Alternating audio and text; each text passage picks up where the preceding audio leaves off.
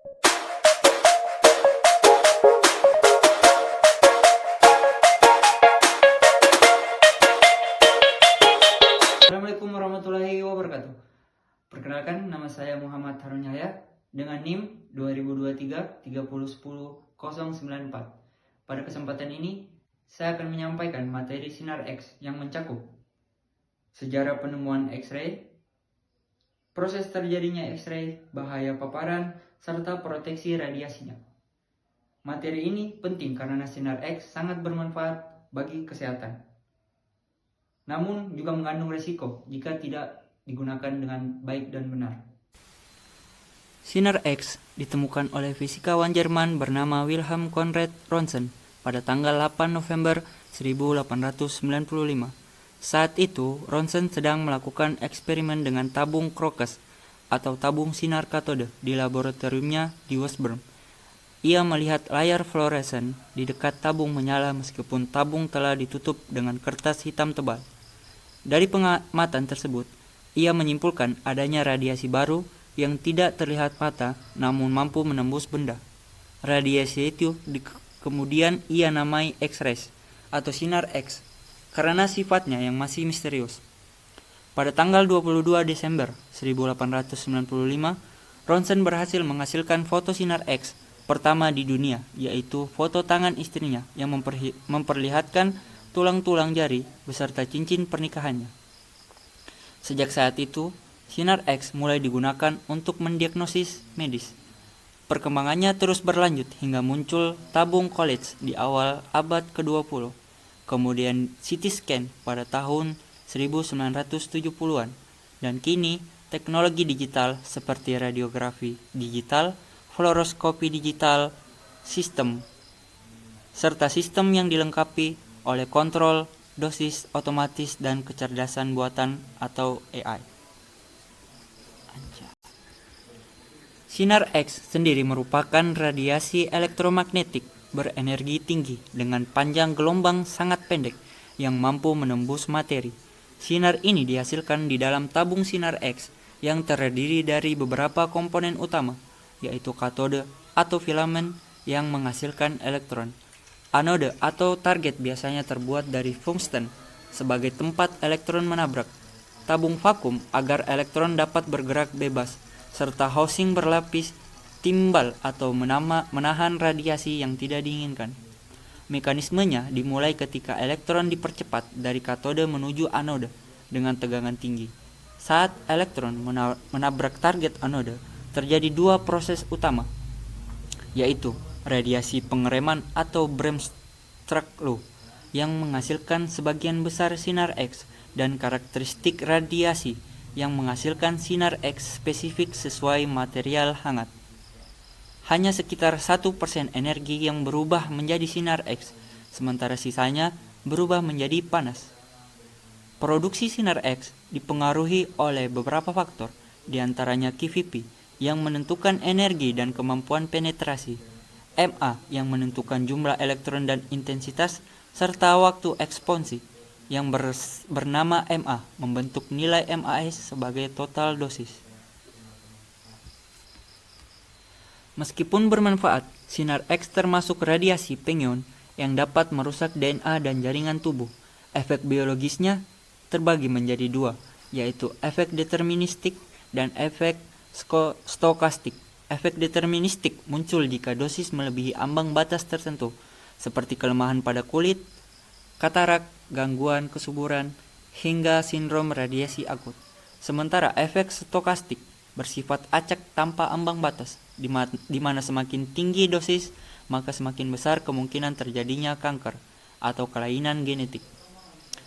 Risiko paparan ini tidak hanya dialami pasien, terutama anak-anak dan wanita hamil yang lebih sensitif, tetapi juga petugas radiologi yang terpapar secara kumulatif jika proteksi kurang memadai, serta masyarakat umum jika fasilitas tidak terlindungi dengan baik.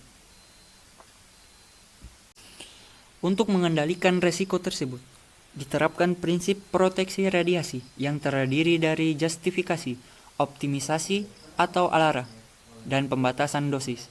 Justifikasi berarti manfaat yang diperoleh harus lebih besar daripada risikonya. Optimisasi atau alara mengharuskan dosis serendah mungkin yang masih dapat diterima secara wajar. Sementara pembatasan dosis memastikan tidak ada yang melebihi batas yang ditetapkan.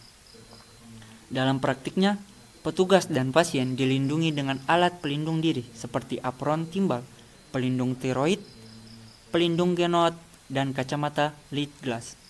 Selain itu, diterapkan 3 prinsip dasar, yaitu meminimalkan waktu paparan, memperbesar jarak karena dosis berkurang secara kuadrat terbalik, serta menggunakan perisai atau shielding. Kemudian, petugas juga wajib memakai dosimeter personal seperti TLD atau OSL untuk memantau dosis kumulatif secara berkala agar tetap dalam batasan aman.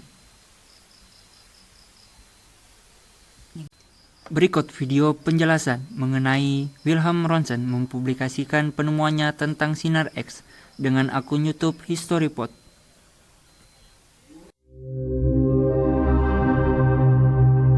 Hello and welcome to HistoryPod. Today's episode has been chosen by patrons of HistoryPod. To find out more, you can visit patreon.com/HistoryPod. On the 28th of December 1895, German physicist Wilhelm Röntgen published a paper detailing his discovery of X-rays. Röntgen was experimenting with vacuum tubes at the University of Würzburg when he discovered the new invisible light on the 8th of November 1895. Although his lab notes were burned after his death in 1923, Röntgen's biographers describe him noticing a faint glow from a screen covered in fluorescent material about a metre away from his apparatus. This was despite the vacuum tube itself being completely covered with black cardboard that stopped all visible light. Having reasoned that the tube itself must be giving off some invisible rays, Röntgen conducted a series of experiments over the next few weeks in which he found that the rays could pass through certain objects but not others. Due to his uncertainty over the exact nature of the new rays, he adopted the mathematical designation X to reflect their mysterious nature. As his experiments continued, Röntgen began to notice that the rays were able to penetrate the soft tissues in his body, but were stopped by bone. After subsequently replacing the fluorescent screen with a photographic plate, he made the first ever X-ray image, which clearly showed the bones of his wife Bertha's hand and her wedding ring. On seeing the image, she is said to have remarked, "I have seen my death." Röntgen published the paper On a New Kind of Rays on 28th of December 1895, and news of his discovery spread quickly. Within a year, X-rays were being used as far away as the United States, as both a diagnostic tool and for treating cancers. Röntgen refused to take out a patent on X-rays in order to allow the entire world to benefit from them, but was awarded the first ever Nobel Prize in Physics in 1901.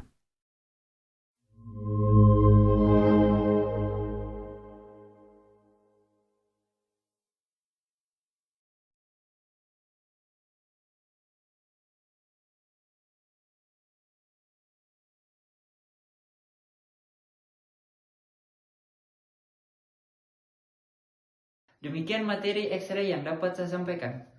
Dengan memahami sejarah, proses, bahaya, dan menerapkan proteksi radiasi secara konsisten, kita dapat memanfaatkan sinar X secara optimal, sambil tetap menjaga keselamatan.